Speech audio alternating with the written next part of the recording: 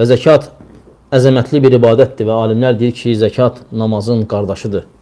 Ona görə Allah Teala Quran-ı Kərimdə fikir versək, heç vaxtı ayırmayıb namazla zəkatı. Və buyurur ki, onlar namaz qılırlar və zəkat verirlər. Və zəkat vermək insanın malını təmizləməsidir. Və zəkat verənin o malı zəkat verən üçün çirkli maldır. Lakin zəkat kimə çıxırsa, kim onu qəbul edirsə, onun üçün təmiz maldır.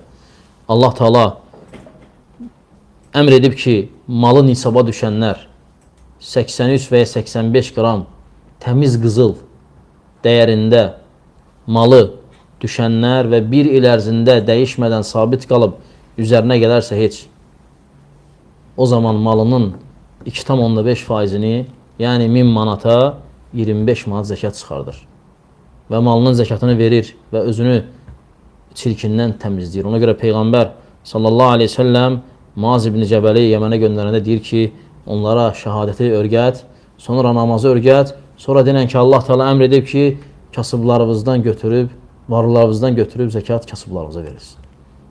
Və Allah Resulü sallallahu aleyhi ve sellem bütün elçilərini, bütün rasullarını, bütün yolladıqlarını dəvətə onlara bu şeyi öyrədirdi. Və zəkat vermək müsəlman üçün, hər bir müsəlman üçün vacibdir. Kim zəkat verməsə, Allah Teala, Allah Resulü sallallahu aleyhi ve sellem buyurur ki, hədisdə buyurur ki, onların malları əridilib qurğuşun kimi boğazlarına töküləcək.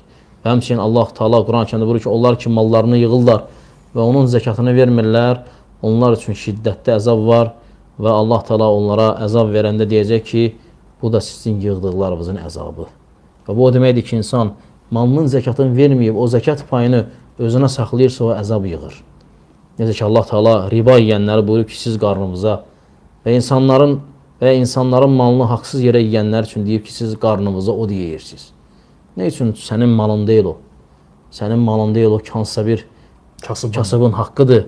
Onu apar, əda et və bununla Allah Teala'ya yaxınlaş. Ona görə zəkat əzəmətli ibadətdir və bunun əzəmətli ibadət olmasına ən əzəmətli dəlil Peyğəmbər sallallahu aleyhi və səlləm dünyasını dəyişəndən sonra Əbu Bakr radiyallahu anhu zəkat verməyə mani olanların hamısını öldürməsidir.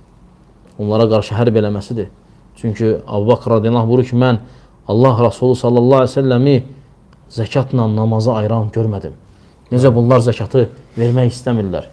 Və Allah Resulü sallallahu aleyhi və səlləmin sözünü özünə örnək götürərək onlarla müharibədir və onları öldürür.